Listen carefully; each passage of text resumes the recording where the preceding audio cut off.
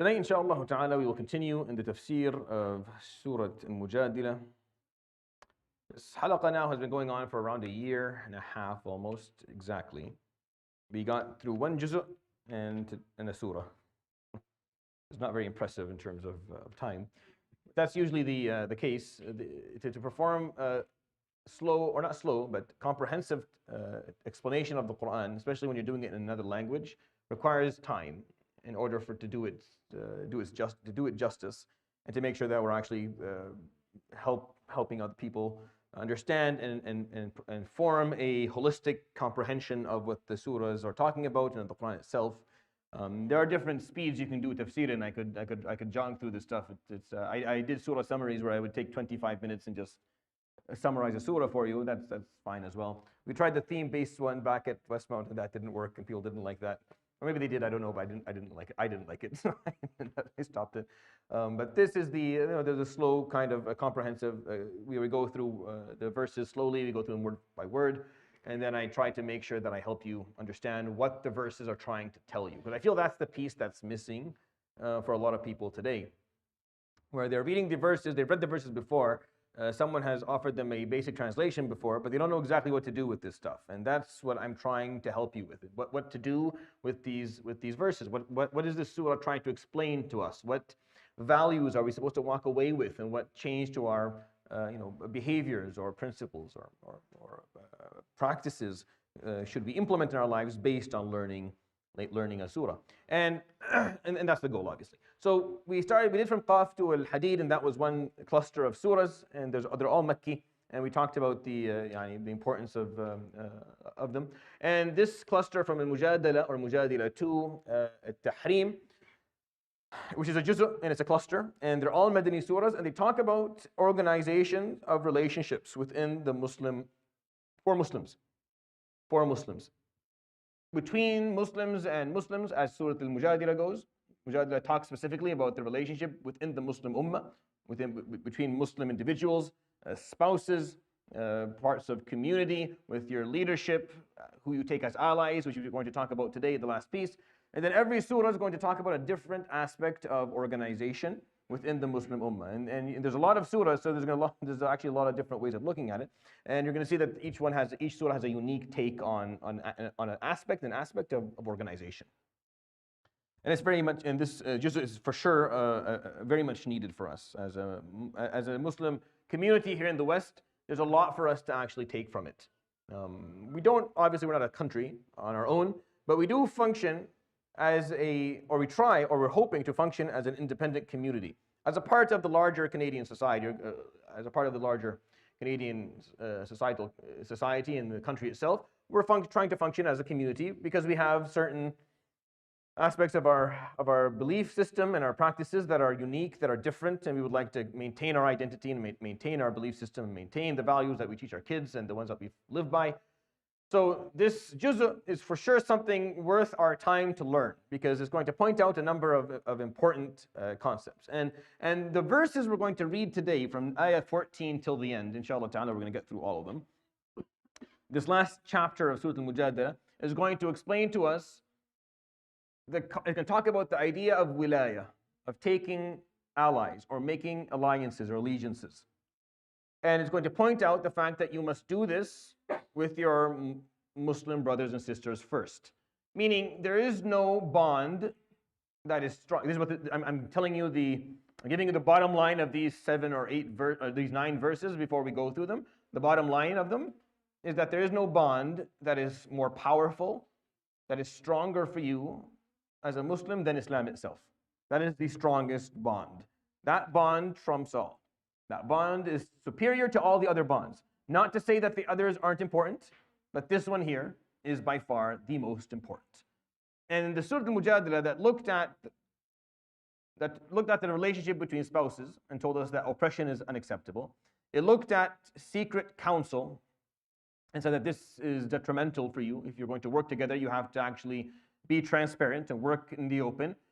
It looked at the fact that everyone has to be welcome in a society, that everyone has to have a job, that when we are going to ask for a service from the community, we must also be giving. Just like we take, we must give, that there has to be respect for those who are in leadership positions and those who are helping. This is all just organizing the relationship between Muslims. The last piece of the surah is saying, and may you be reminded that the alliance of Islam itself is more powerful than any other, than anything else that may exist. Some people, when they read these surahs, these Madani surahs, they get a little bit, they cringe or they find it difficult because they think that, you know, we're going to walk down a path of violence somehow. I never understand how that's going to, never once have I ever talked about a surah in the Quran and found myself compelled to bring up an aspect of violence or to bear arms and go after there's nothing. Islam is just very, very transparent and clear about things. It's clear on the fact that what brings us together is this deen. That's what unites us. That's what we must maintain. That's what we must protect. And there's nothing to us that is more valuable than it. If that wasn't the case, then there's no point in believing it to begin with. If that's not how you comprehend Islam, that's how you see it, then why are you even, there's no point in being a Muslim. Like, why are you wasting your time? Any ideology that is not worth living for and dying for is not really an ideology worth, belonging to in the first place. It's a waste of your time. You're better off just kind of floating solo in the world than belonging to something that you're only in 50%. Like, I'm okay, I like 1, 2, 3, but I don't like the rest. No, it's time you take it as a whole. And as a community, we have to remind ourselves of that. And actually, the applications of these verses are not what you think they are. The applications of these verses is just that as a Muslim, the loyalty that you show in terms of whom it is that you stand by, whom it is that you defend, where you put your wealth, where you spend your volunteer hours, what causes you're willing to actually go out on a limb to work for is going to be Islamic ones. That's what it's going to result in. And most people aren't willing to do that piece. We want to have, no, as Muslims, I have to prioritize. If I'm going to be giving my wealth, it has to be for the causes that affect my Muslim brothers and sisters. It's not because Muslims are more important. That's not the point. Again, it's another misconception. We don't believe that Muslim blood is somehow more superior. No, it is not. But if for me to not to give my Muslim brothers and sisters, now if they're related to me, then that's a given. But if they're not related to me, then I'm disrespecting my other Muslim brothers and sisters who they are related to. I'm saying, because they're not, they don't matter to me anymore. And I'm saying that the bond that I have outside of Islam is stronger in my eyes than the bond that I have with you as a Muslim brother and sister. And that is Islamically, no, that's not the case. The bond that trumps all is the bond of Islam. And we have to start practicing that. And most people aren't, I don't find that that's the case, honestly. You'll read these verses and they think in directions that are, that are extreme and mistaken and misinterpreted and wrong, basically. But then the ones that are actually appropriate, we're not willing to do. Where not all Muslims are perfect, not everything Muslims do is great, and our community is not flawless. You can't isolate yourself from the Muslim community. You don't have the luxury, you're not allowed to do that. You're not allowed to step us out and say, Wallahi, the Muslims what are the Muslims? What are you? Say the Muslims and start with yourself. Don't say the Muslims and point elsewhere. Muslims, start with yourself. What are you? Are you not Muslim? Well, you're different. You're a different breed of Muslim. You're superior to the rest of the Muslims. No, we're Muslims. All of us. There's good and there's bad. And we continue to work on, we strengthen the good and we work on the bad. And we're not, this is what I'm trying to explain. This is where these verses become important. This is your group. You don't necessarily have to like everyone in your group, but it's your group. It's yours. This is the ship that you're in. Either we sail together or we sink together. It's really, you're not going to make it on your own. None of us will. I can't sit around and criticize from the outside and say, well, the community is like this or Muslims are like that. No. This is your group. Get down here in the mud with me and work with it and help fix it and help make it better and do what you need to do. That's what you do. You get on the ground and you do the work. And this is why I talk a lot about, don't worry, we'll read the verses. I'm going to finish this rant so I can get out of my system, then we'll read the verses and I'll do the tafsir for you. That's why when people come to me with ideas, I tell them, don't give me ideas. Champion something. Don't give me an idea. Don't give me an idea. Don't come to me like the Duke of Rochester and here's the idea. Sheikh, you do it. I haven't busy. You have an idea, go ahead and champion it. Champion the idea, get down and dirty. Go ahead and do it. This is your community as well. Work for it. Go and gather whoever you need to gather and work with the people and network and fundraise and get your idea and move your idea forward. And the reason is because most people are willing to, they have an idea, but they're not willing to back it up. They're not willing to spend their extra time or even dedicate time for it. And that's not fair. What do you think? I have nothing else to do? You think anyone who's working for the sake of Allah subhanahu wa ta'ala, they have no lives? You don't have families? You don't have things to do? You're not busy? Why do you think? Why? I'm not being paid by God Himself. I am, but I'm not in the form that you think. Not in the form that you think. It's not in a. I wasn't appointed by anybody. You just do this. You do the work. We're a part of this community equally. We just do different roles. This is just the role that I'm doing. And when someone comes who's more qualified, I'll move aside and they can do the role instead of me. And you just find the role and you do your part. And this whole idea is isolating ourselves a little bit, and maybe chumming up to those who aren't Muslim and looking at this Muslims. And I've seen this happen, Will, and I'm going to end up with high blood pressure at the end of my life if I keep on seeing these things, where someone is Muslim, they're talking about Muslims as if they're not. Like, yes, they have this problem. Yes, they have that problem. Who is they? What do you mean they? Say us. Say we. It's you. What do you mean they? Who are you? If it's they, then who are you? If you're saying they, then you must be different. You must belong to some other group. And you're saying the problem here.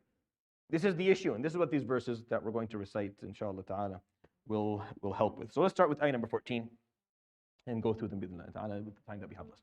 أعوذ بالله من الشيطان الرجيم.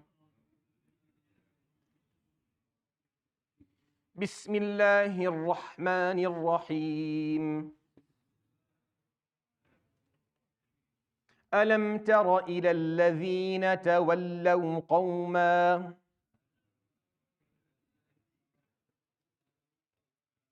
قوما غضب الله عليهم ما هم منكم ولا منهم.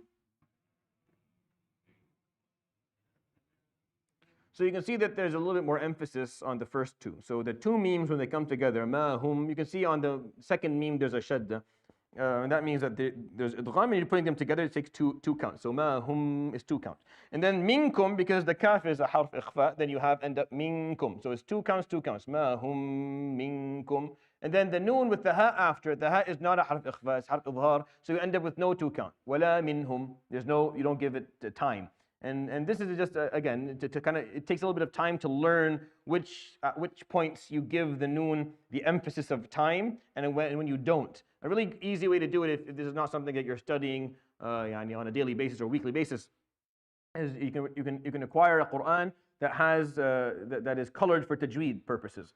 And then you'll find that whenever you see the green color, then that's an emphasis of 2 counts. And if there's no green color, then you don't have to emphasize. And that's maybe something good to pick up. It's not that difficult to find. You can find them in any Islamic at this point, the websites it's easy to acquire one. But that's something you can do to help learn where you give the ghunna and where you don't.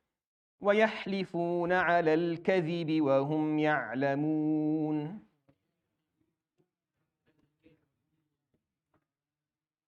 أَعَدَّ اللَّهُ لَهُمْ عَذَابًا شَدِيدًا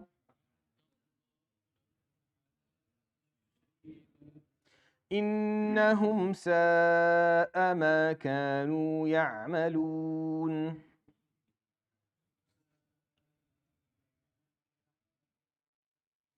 اتخذوا أيمانهم جنة فصدوا عن سبيل الله فلهم عذاب مهين.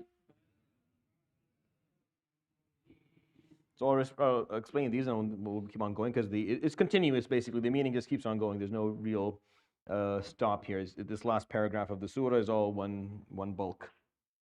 So he says subhanahu wa ta'ala here, Alam tara, and this is the theme in the surah. This is not the first time he said Alam tara. This is the 3rd time. If you go back to the page before, ayah 7 and 8, each of them started Alam tara, Alam tara. So, and what significance that carries, Alam tara is did you not see or have you not seen?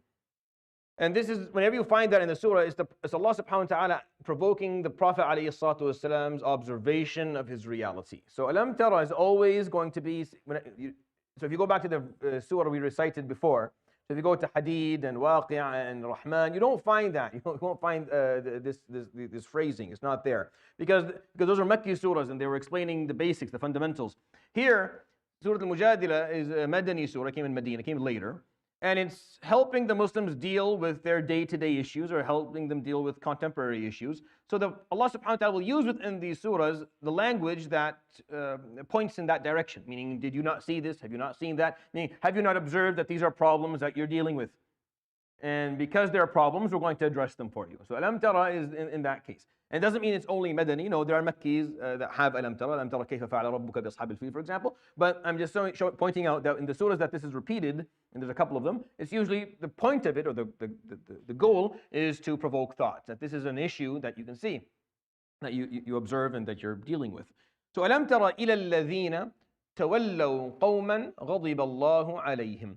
So, and the word ila here is also, because when you see something, you don't usually use in Arabic the prefix ila. You don't say, ra'aytu ila kada, ra'aytu shams, I saw the sun. I don't ra'aytu ila shams. That ila, you don't add that. You add it if it's not actually like visual seeing, it's more an observation. So it's taking the word tara, which is to see, but and making sure that you understand it figuratively, not literally. Because literally, you wouldn't have ila after it. It would be alam tara alladhina tawallaw qawman. Did you see the people who did this? And this is obvious. Again, let me go into a little bit more deeper for you. And had that been the case, then the whole point of this verse would not be to explain the concept that I started this halaqah with. It would be just the actual behavior that these people did, and the commentary on that behavior and how that was wrong, and that would be the end of it. It would be a sabab nuzul. They did this. Did you see that they did this? And the end of it. But when he says alam tara ila, it goes from observing them to observing the phenomenon. You see the difference? When you added the ila here, it went from alam, if you said alam tara alladhina, did you see the people? Then it becomes just seeing them and what they did. When it's alam tara ila alladhina, then it's no longer just seeing them, it's observing the phenomenon that occurs by them and by others. I mean, this is something that's recurrent. It's happening all the time. Are you seeing it? Alam tara ila alladhina tawallaw qawma. Tawallaw comes from the jadr, or the base, the root wilaya, which is what I taught, which means alliance or loyalty or allegiance or whatever, however you want to put it. There's a number of different English words that are similar to it. And this is not talking about merely political allegiance. That's not what it's talking about. It's talking about social, religious, humane alliances. Political is a little bit different. Politics are talked about in the Quran, but they're really not talked about in Surat Al-Mujadalah. If you go to Surah At-Tawbah, you'll find there's politics there. You go to Surah Al-Anfal, there's politics there. There's a few surahs coming down the road within this Juzz that we're reciting. There'll be politics there as well, where it points out aspects of policy. Here in Surah Al-Mujadalah, no. This is talking about just within the Muslim community, issues of organizing your work together. A part of that is pointing out the problem of choosing your alliances or allegiances with qawman, with people, with a group or a nation, غَضِبَ اللَّهُ عَلَيْهِمْ, that have deserved Allah's wrath by either fighting the Muslims or by refusing the da'wah of Allah subhanahu wa ta'ala from the Prophet alayhi salatu wasalam. They are deserving of Allah's wrath. مَا هُمْ مِنْكُمْ وَلَا مِنْهُمْ. These people are neither from amongst you, nor are you from amongst them. Meaning the differences between the two of you, مَا هُمْ مِنْكُمْ, they are not from you, وَلَا هُمْ مِنْهُمْ, neither are you from them. This is referring to the differences that exist between these two groups. So this was a phenomenon at the time of the Prophet ﷺ. I want you to just understand this observation, very important. During the time of the Prophet ﷺ, one of the things were happening, that people were accepting Islam, but they were keeping their personal alliances, their personal loyalty with those who were not Muslim, but were their friends for a long time, or maybe family members, or their tribe, or whatever. And the Quran came and said, no, this is not how you do it. Once you say, La ilaha illallah Muhammad Rasulullah, your group now are the Muslims. This is your group. They're the one, your focus is on them. Your loyalty is to them. You serve them, they serve you. This is your group from now on. You don't take some other group, غَضِبَ اللَّهُ عَلَيْهِمْ, who have refused the da'wah of Allah. Either they are fighting the Muslims, so that from that degree from that angle they have deserved wrath, or they have refused the da'wah, so they deserved wrath. Right now, لَا هُمْ مِنْكُمْ وَلَا مِنْهُمْ. From now on, they're no longer from you, nor are you from them. وَيَحْلِفُونَ عَلَى الْكَذِبِ وَهُمْ يَعْلَمُونَ. The people who are doing that are swearing, and they're taking oaths untruthfully, على الكذب, knowingly. I mean, they're taking oaths that no, we don't choose them as they're not actually our allies. We're still loyal to this group, even though they know that they're not doing that. And the reason that this is being brought up in the Quran is because this happened during his time, alayhi salatu wasalam. This was a problem.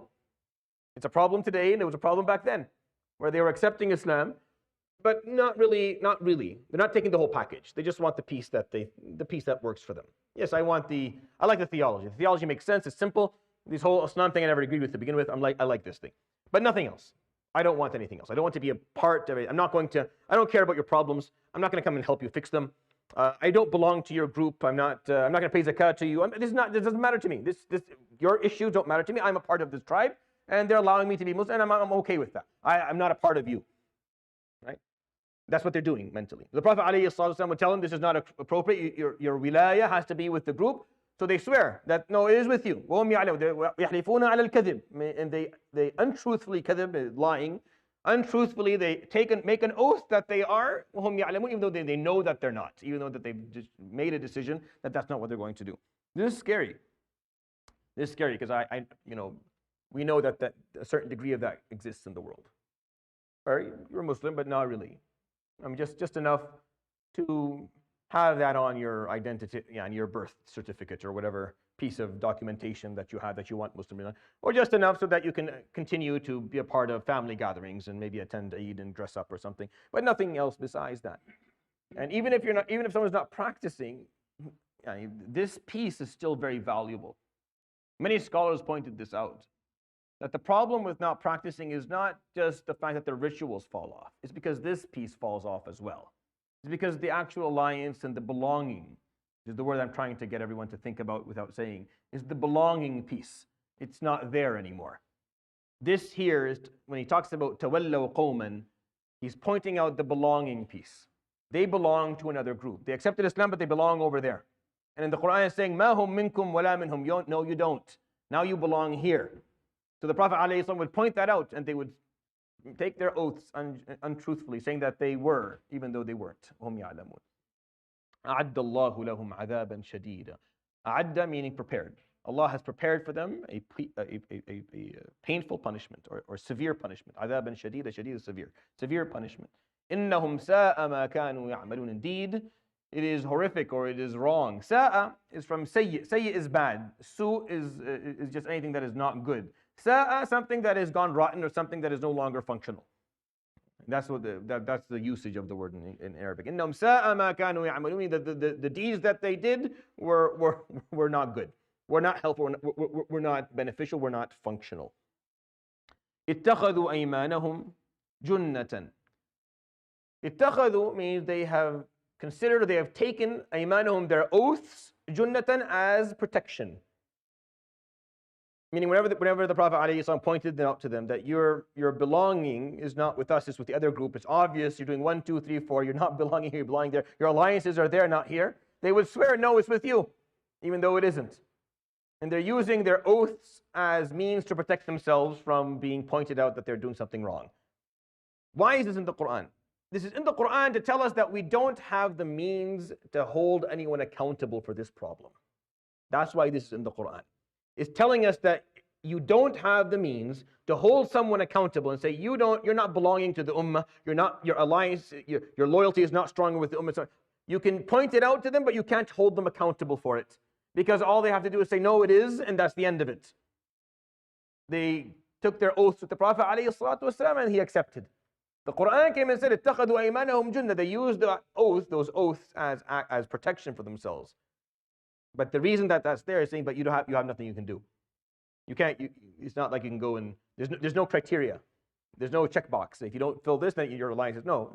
This is an issue that is personal. It's personal. Where you belong is personal. For sure, it's personal. For sure, where you feel that you belong is something that is very personal. There is no criteria within Islam to actually define it. But the Quran is telling you must make sure that it's with the right group. Don't make it with the wrong group. We can't hold you to that in dunya. In akhirah, Allah subhanahu wa ta'ala will hold you to it, no problem. But in dunya, I can't hold you to it. I can't come and prove it.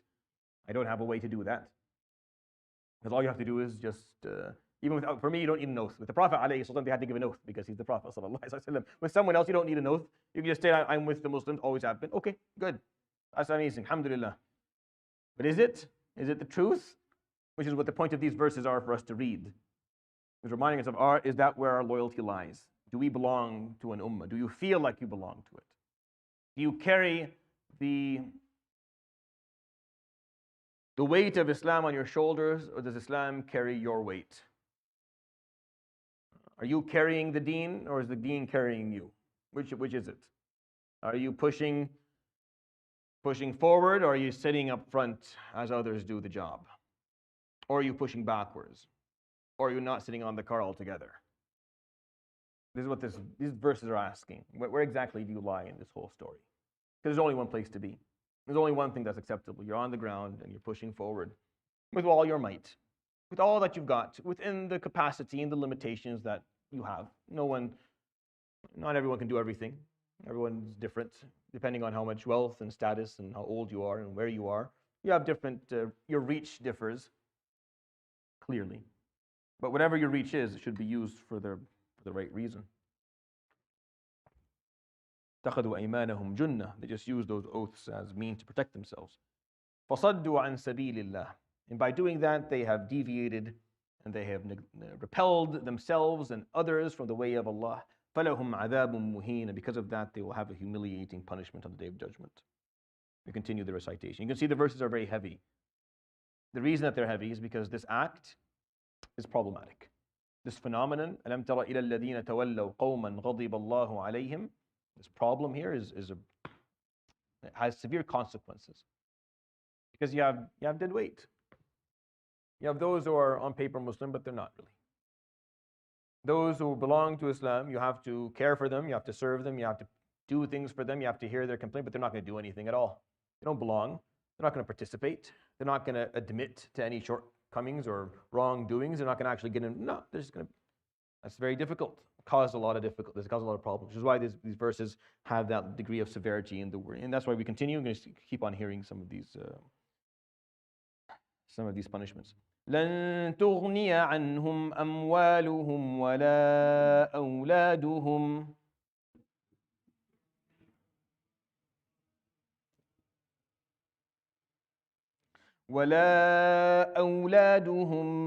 من الله شيئا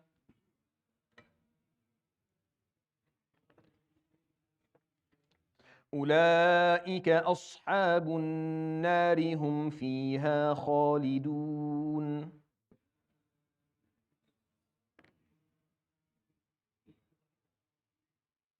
يوم يبعثهم الله جميعا فيحلفون له كما يحلفون لكم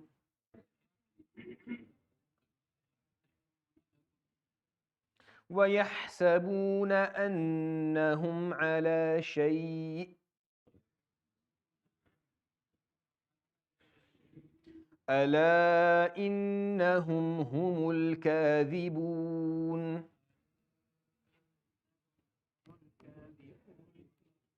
So he continues, subhanahu wa ta'ala, says, لَن تُغْنِيَ عَنْهُمْ. They will not be benefited by, and that's the best way to translate this, even though that's not very accurate. Al-ghina is for you not to be in need of something. So لَن تُغْنِيَ عَنْهُمْ أَمْوَالُهُم, meaning that their wealth and their descendants, أَوْلَادُهُم, meaning their financial support and their social support, their financial kingdoms and their social empires, will not put them in a position where they are not in need of anything else. They will continue to be in need. That's what the word ghina means. We just heard in Salat al-Maghrib, يَا أَيُّهَا النَّاسُ أَنْتُمُ الْفُقَرَاءُ إِلَى اللَّهِ وَاللَّهُ هُوَ الْغَنِيُّ. Al-ghani means the one who needs no one. Al-faqir, the one who needs something. That's where this comes from, by the way. Like this is the origin of these words in Arabic. So al-ghina is not wealth, is being in a position where you don't need anything, or you're not in need. And that is obviously translated into wealth. So لَن تُغْنِيَ عَنْهُم, meaning their أَمْوَالُهُمْ وَلَا أُولَادُهُم, meaning their wealth and their children or their offspring will not put them in a position on the Day of Judgment where they're not in need. It's not going to help them. They're going to continue to be in need like everyone else. مِنَ اللَّهِ شَيْئًا, in terms of their relationship with Allah subhanahu wa ta'ala. That's not going to help them regarding what they need from Allah subhanahu wa ta'ala yawm al-qiyamah. On the Day of Judgment, we are all in dire need of Allah subhanahu wa ta'ala's compassion, of Allah subhanahu wa ta'ala's love, of Allah subhanahu wa ta'ala's acceptance, we need Allah subhanahu wa ta'ala to look at us. وَلَا يَنظُرُ إِلَيْهِمْ in the Quran. وَلَا يَنظُرُ إِلَيْهِمْ يَوْمَ الْقِيَامَةِ وَلَا يُزَكِّيهِمْ in more than one place, where He doesn't even look at them. You are hoping that He just looks at you, subhanahu wa ta'ala, that you are worthy of Allah subhanahu wa ta'ala glancing at you. That's all you're hoping for. And the difference between Allah looking at you and not looking at you is a difference between surviving and not. And whatever wealth or whatever social support that you had and whatever status you had built in this world, it means nothing if Allah subhanahu wa ta'ala on the day of judgment does not glance at you through His compassion versus completely neglect us. Allah subhanahu wa ta'ala salama. أُولَٰئِكَ أَصْحَابُ النَّارِ هُمْ فِيهَا خَالِدُونَ. Indeed, these are the people of the fire, and they will be there for all time. 3 verses in a row talking about the punishment of those who decide that their belonging is stronger with another group other than the Muslims, or with a group that are defying Muslims, or a group who are fighting Muslims, or a group that has completely refused the message. 3 أعد الله لهم عذابا اتخذوا أيمانهم جنة فصدوا عن سبيل الله فلهم عذاب لن تغني عنهم. 3 times. This is of high severity. You don't have a lot of examples in the Quran where you have a mistake or a behavior and then 3 verses in a row pointing out how wrong it was and the punishment that is associated with it and the problem that comes with it. Whenever you hear that in the Quran, all that really means to you, or what you should do, is you should hit the brakes and take a step back and wonder, okay, all right, if it's that bad, have I thought this through? Have I thought my alliances through? Have I thought my belonging? Do I know exactly where I belong? Do I feel that? Do I behave that way? That's why these verses exist in the Quran. It's not to repel people from no. It's to tell you that this is a big deal. There's a lot hanging on this. There's a lot riding on it. If you don't know what you're doing regarding this issue, why? Because it affects the outcome. Because it affects the outcome. That's why it's important. It affects what Islam looks like in the long run. As Muslims, we are trying to delay. We are pushing away kufr as much as possible. We are trying to spread as much iman in the world as possible, so that people can live on and on, generation after generation, and they can accept Islam and live a good life, and they can please Allah subhanahu wa ta'ala, and they can be worthy of His compassion and His mercy in Jannat al-Na'im. The more the better. That's the point of this. The more life that we can bring forward that can enjoy the beauty of what life is, understand why they're there, know Allah subhanahu wa ta'ala, obey and live this life and go to heaven. This is what we're trying to do. Yawm al-Qiyamah ends all of that. That's not good. We don't want that. We don't want this to end. We don't want there to be a generation where no one's going anywhere, which ends the whole story. So you want to get rid of that. You get rid of that by making sure that we can continue to push this legacy down, hand the beacon down, and just keep on moving forward with the baton, so that every generation has that. So whenever there's an issue in the Quran that Allah pushes out, and then He talks about punishment, it's because it's a critical piece that will ruin the possibility of that happening. And when Muslims don't belong to their ummah anymore, when the concept of an ummah, again, taking this one more step for you so you understand what these verses are talking about. We talked about alliance, we talked about belonging. This is talking about the sense of ummah, the sense of unity, the sense of the group. When that is lost, then the clock is ticking backwards. Just a matter of time before everything is lost. When the sense of an ummah, of a nation, of being a part of a group that you support and you strengthen and you are welcome, it's not a cult. It's not a cult. It's very different. It's a group where you continuously want this group to encompass everyone that's alive. You want everyone to be a part of this group. When you don't belong to it, when you accept that you don't belong to it, it's being ruined. The whole ideology is being sucked out of it. You're normalizing something very dangerous. You're normalizing a Muslim that doesn't belong. What is that? That's a creature that is not comprehensible. I don't know what that is. A Muslim doesn't belong to the Ummah. I don't know what that is. I don't know what to do. It's a mutant. I don't know what it is. How do you deal with it? You're a Muslim, but you don't belong to the Ummah. What is Islam to you? Islam isn't whatever we want it to be. Islam is what Allah subhanahu wa ta'ala wants it to be, not what I want it to be, not what anyone wants it to be. That's why this Quran is here. Because if I say a word that goes against what the Quran is teaching, then you shut me up and you bring someone who will explain it the way it is. Very simple. Because this is what the Quran is saying. We're a part of a group. Islam, being a Muslim, you become a part of a community, of an ummah. And that's where you belong. You belong with them. And that bond that you have with them is stronger than anything else. Is it that strong today? Maybe it isn't. And maybe we're struggling a bit. Doesn't mean that we turn our backs on it. It's not the solution. It's not the solution. The solution is to strengthen those bonds again. The solution is to strengthen our masajid and strengthen the bonds people have with their masajid and they have within their masajid. And that's what we do. You strengthen that. It's a lot of work, but that's what you do. That's why 3 verses in a row telling us the punishments. He used غضب الله عليهم. He used عذابا شديدا. He said ساء ما كانوا يعملون. He said صدوا عن سبيل الله. He said لهم عذاب مهين. He said لن تغني عنهم أموالهم. He said أولئك أصحاب النار. He said خالدون فيها. Ya Latif, what did we do? Oh, that's why it's the end of the surah. You ruined everything.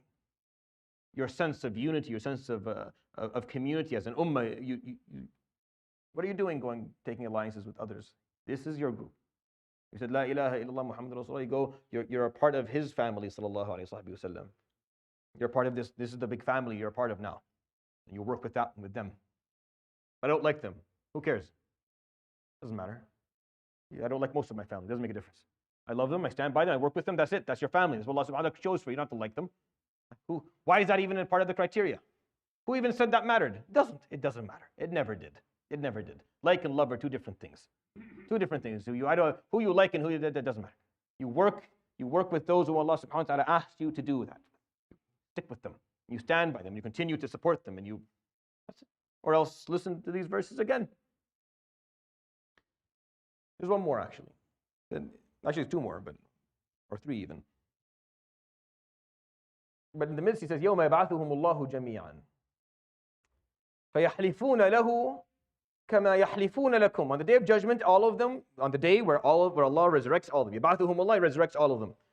يَوْمَ يَبْعَثُهُمُ اللَّهُ جَمِيعًا فَيَحْلِفُونَ لَهُ. And then they go ahead and they take an oath with God. They make an oath to Allah. كَمَا يَحْلِفُونَ لَكُمْ. Like they made oath to you.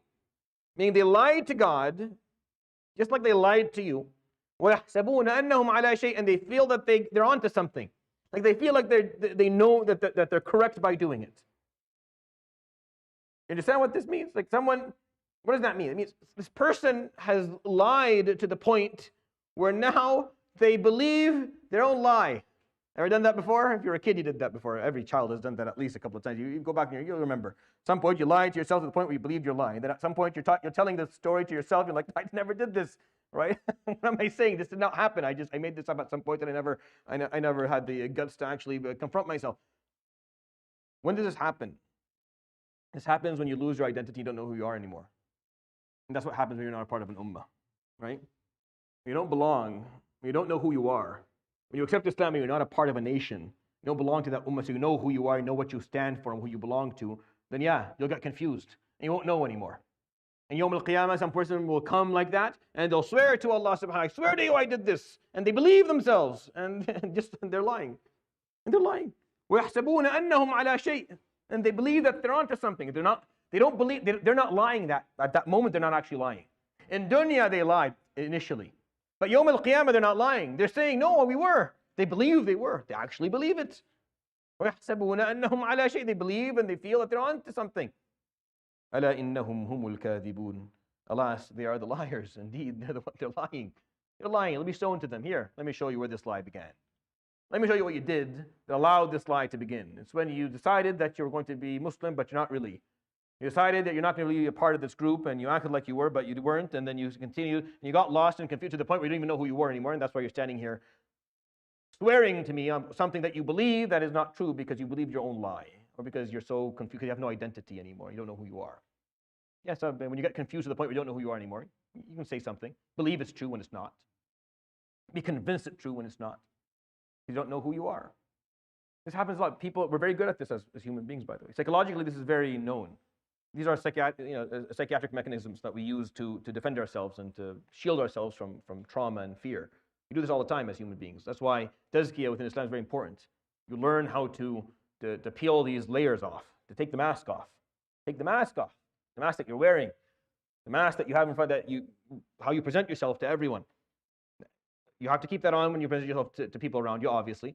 But then are you able to take it off when you're sitting with yourself?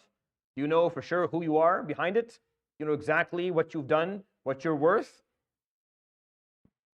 what you're owed, what you owe, and where you stand, how far ahead or behind you are. Do you know for sure? Is that clear to you? Or do you believe the mask that you put on? You can't come to me. You can't deal with people with your. No, it's impossible. You have to have a mask because this social construct that the societies we live in, they require you to walk around with a certain. You're Dr. Fulan, Ustad Fulan, Haji Fulan, you're Ukht. You have something. You have a name. You have there's a couple of letters before your name, after your name, a nice big signature under it. You have an email. You belongs to an institution. You're on a company. You have to have this mask of who you are. But you have the ability to take it off when you go home and know who you are actually, and look yourself in the mirror the way you are. And hold yourself accountable and analyze yourself and be critical, or have you lost that? And when you lose that, then you lie to yourself. And then Yawm al-Qiyamah, this is very, very, very likely. Very, very likely. But the highest likelihood of this is if you lose your identity altogether. Is if you don't belong to the Ummah at all, because at least the Ummah will continue to hold you to what is right and wrong. If you're a part of an Ummah, every once in a while point out, that wasn't right. You should have done that differently. You should behave this way, not that way. Something is holding you, pushing back at you, pushing back as shaitan pushes you for you, it pushes you to the right place again. Being a part of that ummah keeps you in check. If you lose that piece, then your identity gets completely distorted and it gets confused. And then you'll believe things. You'll believe things that aren't true, never were. You know people like that. You know people who are lying to themselves. You know them. Like you know people who are saying things that are a lie. You know it's a lie, just like they do, but you're not going to tell it to them because it's too hard. And they're living in an illusion. Everyone knows what's going on but them. Everyone knows exactly what's happening but them. But no one dares say anything because they know that it's an endless conversation. And it's not going to take people anywhere. So you just let it be. It's easier to let it go. Just easier. Yawm al-Qiyamah. They'll come. فَيَحْلِفُونَ لَهُ كَمَا يَحْلِفُونَ لَكُمْ. And they'll make oaths to God like they made oaths to you. وَيَحْسَبُونَ أَنَّهُمْ عَلَى شَيْءٍ. And they feel like they are onto something. أَلَا إِنَّهُمْ هُمُ الْكَاذِبُونَ. They're not. They're the liars. They're liars. It's just they lied so long ago that it all got confused.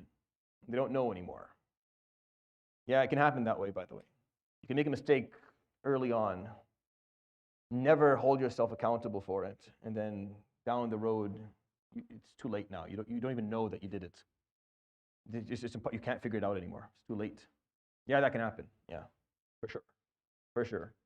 Be very, very careful. Belonging to something, belonging to an ummah, belonging where you're continuously reminded and encouraged and get these reality checks is what's going to allow you to avoid that. Learning the deen will help you avoid that because it'll remind you that if you don't do tazkiyah, if you don't hold yourself accountable, then you're not going to get anywhere. And then you go back and you revise a little bit in your life and you start asking yourself some difficult questions and you figure out, oh my God, I can't believe I'm still thinking this, or I'm still doing this, or I never repented from that, or I never fixed that, or I actually still believe that. And if we don't, then we'll come to God and we'll be very, very strong in our position. No. That's what no, it's not. Here, let's go back. You just lied for so long, you start to believe it yourself. Doesn't mean that's okay. Doesn't mean that I stood in Yawm al-Qiyamah and I took an oath on something that I thought was correct that day, that I'm not held accountable for it. Because there was a point in my life where I lied and I knew I was lying and I never fixed it. I knew something was wrong. I knew I was doing something incorrectly, but I ignored it because at the time it wasn't self-serving, so I left it and I left it and I left it and I left it. And it normalized things for me. And after a while I forgot completely and I got lost in the narrative that I've made up for myself. And then Yawm al-Qiyamah I come and I feel that's the truth, and it's not. It never was. Never was. So be careful. Especially if you're young, you still have time. If you're older, this is much more difficult. If you're older, this is almost, I'm not going to say impossible, nothing's impossible. It's very difficult. It's very difficult when you're older to actually do this. It's very hard. Because you have to stare yourself in the mirror and say, for 20 years, for 20 years we've been lying to ourselves. How do I even go back on this? How do I fix this? It's very hard. If you're young, it's a couple of years, you'll be fine. You can retract the things that you need to. أَلَا إِنَّهُمْ هُمُ الْكَاذِبُونَ. We continue, inshallah. Or actually, do we read it? استحوذ عليهم الشيطان فأنساهم ذكر الله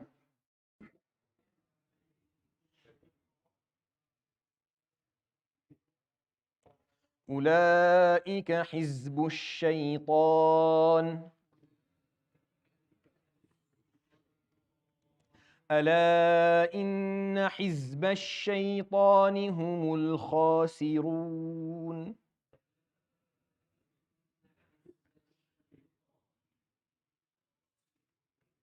إن الذين يحادون الله ورسوله.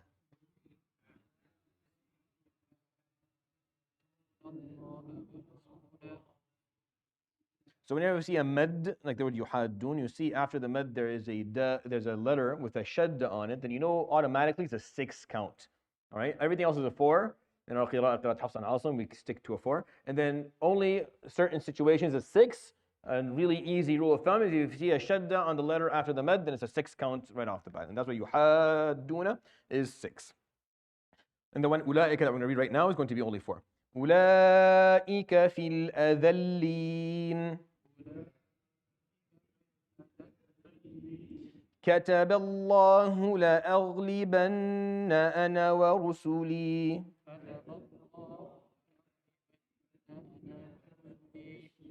So if you look at the word ana, you can see on top of it there's this oval shape. So in our qira'ah, whenever you see that oval on any alif in the Quran, it tells you that this alif is not recited or is not pronounced when you're reading continuously, and it's pronounced whenever you stop. So if you stop, you say كتب الله لأغلبن أنا. It's a full alif. If you go on لأغلبن أنا ورسلي, أنا ورسلي, there's no أنا ورسلي. It's not a full alif. It's actually you remove the alif altogether, and that's our recitation. Not all recitations of the Quran have that, by the way. So if you hear someone reading it لأغلبن أنا ورسلي, it's just a different recitation. They're not necessarily wrong. Obviously, if they're trying to read ours and they did it that way, it'd be wrong. But there's other recitations that allow for that, obviously, as well. إن الله قوي عزيز. So Allah subhanahu wa ta'ala goes on and He offers us a reasoning of why it is that this is happening. Why they're coming Yawm al-Qiyamah and they're lying to Allah subhanahu wa ta'ala, believing that they are saying the truth, even if they are not. It says istahwada. Al-istihwad is when something takes something else and covers it from all of its angles. Istihwad meaning is completely controlled it. It has left almost nothing for it. Istahwada. Alayhimu shaytan. Shaytan has taken control of them. He's not inside of them, right? They don't need exorcism. These people don't need an exorcism. What they need is guidance. What they need is self-accountability. That's what they need. It is not an issue of possession. Istahwada doesn't mean shaitan possessed them. No. It means that shaitan was able to confuse them with all the waswasa, and he's been able to put blocks in every single good deed they wanted to do and make every bad deed to seem amazing. And they accepted that and they just went with it. And he's encompassed almost every aspect of their lives and they have completely let it go. Istahwada alayhimu shaytan. What was the end result of that? فَأَنْسَاهُمْ ذِكْرَ اللَّهِ. And he has caused them to completely forget any form of remembrance of Allah subhanahu wa ta'ala in their lives. So that's what this ayah is saying. That's why people will come Yawm al-Qiyamah and they'll lie.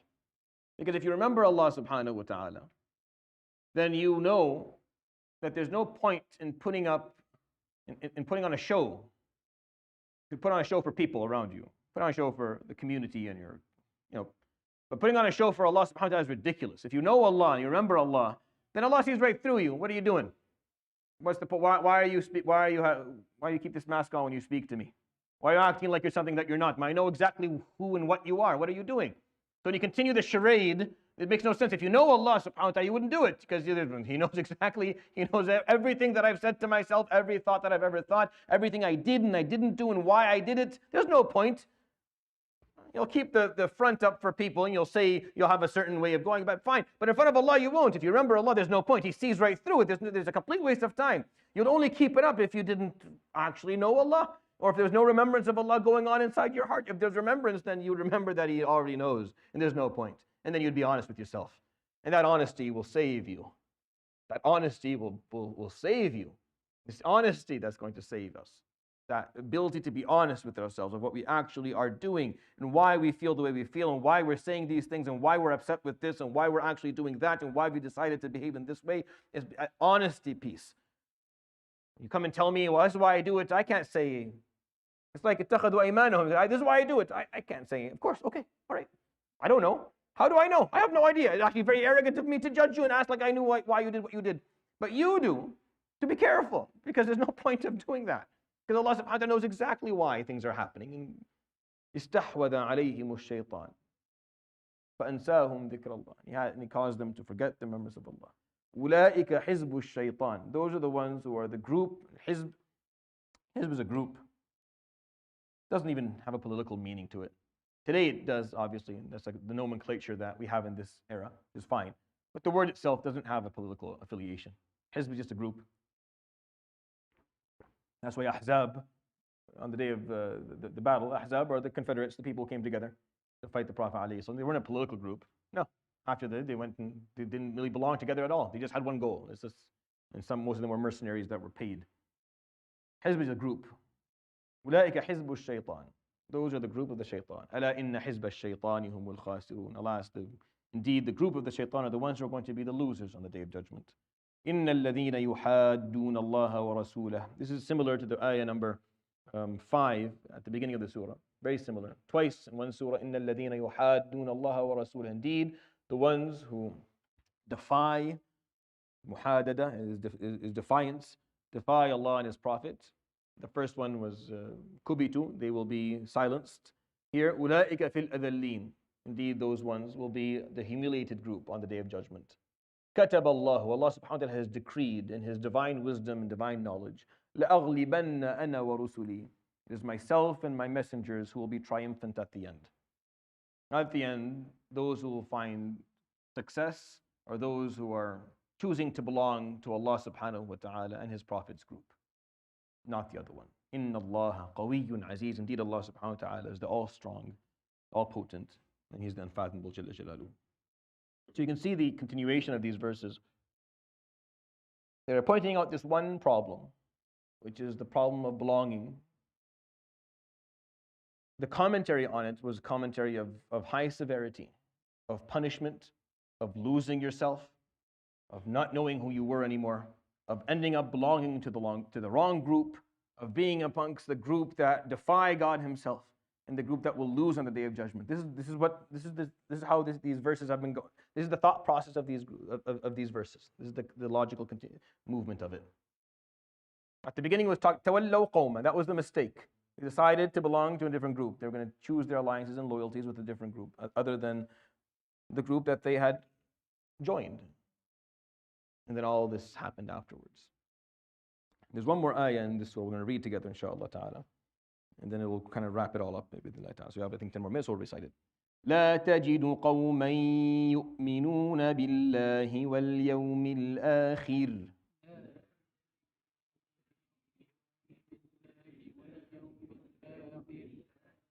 يوادون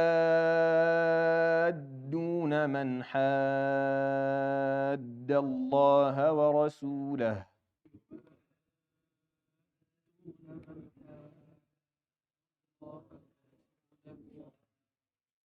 So the two mudud here, if you look at them right after the med both times, there's a letter with a shadda on it, which means both mudud are 6 counts. And that's very rare in the Quran. It's only Surat Al-Mujadalah that we actually have that. It's a trivia question that comes up in in contests and stuff. So yuwadduna man hadd Allah. We only have maybe another one in the Quran that's similar to it. وَلَوْ كَانُوا آبَاءَهُمْ أَوْ أَبْنَاءَهُمْ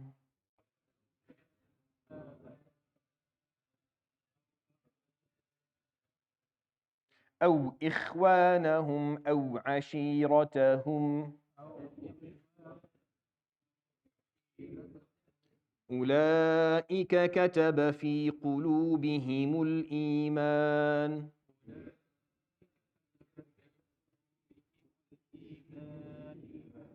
وأيدهم بروح منه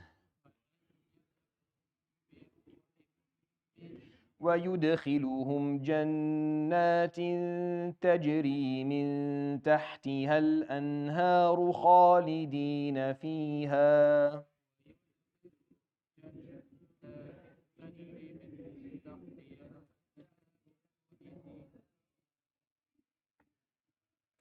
رضي الله عنهم ورضوا عنه أولئك حزب الله ألا إن حزب الله هم المفلحون.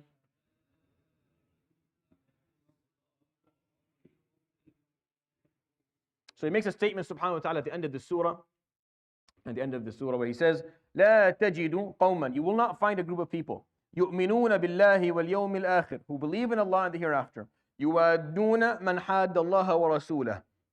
يوادون, I mean, they share, so would is love, but in the context of the surah, it's not really love. This goes back to what we just talked about a moment ago. We were talking about tawalla, which is the concept of alliance or loyalty or belonging or a sense of an ummah. So yuwaduna here means that they have a sense of belonging with, or they have loyalty or alliance with. Man hadda Allah wa rasulah. You don't find a group of people who believe in Allah and the hereafter who will have that alliance or have that loyalty or have that belonging feeling with those who defy Allah and His Prophet. I mean, those who continue to work against the Muslims or work against Allah and His Prophet. وَلَوْ كَانُوا آبَاءَهُم, even if these people are their fathers, أو أبناءهم, or their children, أو إخوانهم, or their siblings, أو عشيرتهم, or their tribe or family.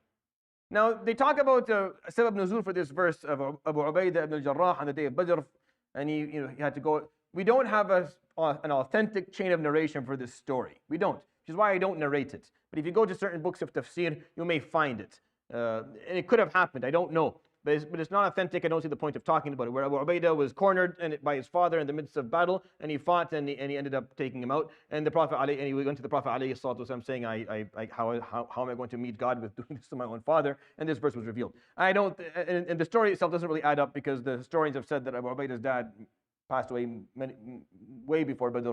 So there's something missing in this whole story. It lacks authenticity. I'm only telling it to you so that you know that it's there, but it's not something that's authentic, and I never use it actually to talk about this ayah. This ayah, I don't believe, is regarding a specific incident. This ayah is generic, is talking about something in general. You don't find a group of people who believe in Allah and the hereafter who will offer their alliances and their loyalty and their belonging to those who defy Allah and His Prophet. It just won't, regardless of who they may be. Even if they're blood relatives. Knowing in Islam that Silat al-Rahim is extremely important. Knowing that keeping the relations of kin is extremely important in Islam. And I went through, again, 2 or 3 weeks of just talking about that in this masjid. But that doesn't mean that bond trumps the bond of Islam. It never does. Nothing does. We're Muslim first. We're Muslim first. Always. And that's, I think, one of the issues that the world has with Islam. That if you're a Muslim, you're always Muslim first. That's the first thing that's how you identify first. And then you can put whatever else you want to put after that. Whatever nationality you come from, ethnic background, it doesn't matter. Profession, family, go ahead. You're Muslim first. Being Muslim first is what will keep your family safe, your profession safe, your nationality safe, your everything else safe is being Muslim first. It's not the opposite. Being Muslim first will make sure that you'll never betray, that you'll never harm, that you'll never turn your back on those who are dependent upon you. That's what being a Muslim means. There's no reason for any group there's no reason for any country or nation or group on the planet to be scared of those who say they're Muslim first, because Islam is what protects all of that. That's what Islam is there for. But Islam is also anti-oppression, and it's anti-transgression, and it's anti-tyranny, and it's corruption. That's what Islam is about. And there are those who don't like that. And those who don't like that, well, they're kind of exposing themselves, aren't they, by not liking that? Because there's nothing not to like about that. As a Muslim, being Muslim first means that you won't tolerate that type of stuff. And there are people who don't like that. They want someone who will tolerate it. So yes, they don't want you to be Muslim first. But it's fine for them to say that, because that's who they are. It's not fine for you to cave. It's not fine for me and you to cave and give up a piece of our identity and maybe bring it down one level and make something so that they're not. No, you're Muslim first, which means that you will continue to be to carry the principles and the values of Islam, of being someone who is just and compassionate, someone who refuses corruption and oppression. And whoever doesn't like that, well, doesn't matter. Should it matter? It shouldn't matter. Shouldn't matter. That shouldn't matter. Whoever doesn't like that shouldn't matter, because that's not something that we should tolerate being like to begin with. That's what the verse is saying. If you're truly mu'min, you don't find a group of people who believe in Allah and the hereafter, who will go ahead and give their loyalty to those who defy Allah. No, they'll stand by. even if they're family, it doesn't matter. They'll always stand by. The bond of Islam is always stronger. أولئك, كتب في قلوبهم الإيمان. Those are the ones who Allah subhanahu wa ta'ala has decreed Iman within their hearts. I mean, He has made sure Iman has entered. This is one of the pieces of evidence of Iman, is that your belonging and your loyalty is to your Muslims. That's one of the that's how you can show evidence of it. Because كتب في قلوبهم الإيمان. The Iman is written in their hearts by Allah Himself. ويدخلهم جنات وأيدهم بروح منه, and He strengthens them with a spirit of His own. وأيدهم, He strengthens them with His own spirit, from a spirit from Him subhanahu wa ta'ala. Scholars don't even know what that means. Wallahi, you read this tafsir, they don't even know what it means. Is it Jibreel? Is the Ruh the Quran? Is the Ruh Islam? We don't know. But we know that something from Allah subhanahu wa ta'ala stands by you and strengthens you when you decide to do this. ويدخلهم جنات تجري من تحتها الأنهار خالدين فيها, and He will have them enter paradise with all of the rivers that run under the gardens, and they will be there forever. Radiyallahu anhum wa radu an. Allah subhanahu wa ta'ala is satisfied with them, and they will be satisfied with Allah. Not only will Allah be satisfied with them, but they will be satisfied with Allah. Ulaika hizbullah. Those are the group of Allah. Ala inna hizballahi humul muflihun. Allah is the group of Allah indeed are the ones who will be successful and prosperous. And this is not talking about any political group, by the way, at all. This is talking, again, there's no political affiliation here. This is talking about the concept of belonging. I hope that was a benefit to you, inshallah. And with that, subhanahu wa ta'ala, la ilaha illa anta astaghfiruka wa atubu ilayk. Wa sallallahu wa sallam wa baraka ala nabiyyina Muhammad wa alihi wa sahbihi. Jazakumullahu khairan. Barakallahu feekum. Assalamu alaikum wa rahmatullahi wa barakatuh.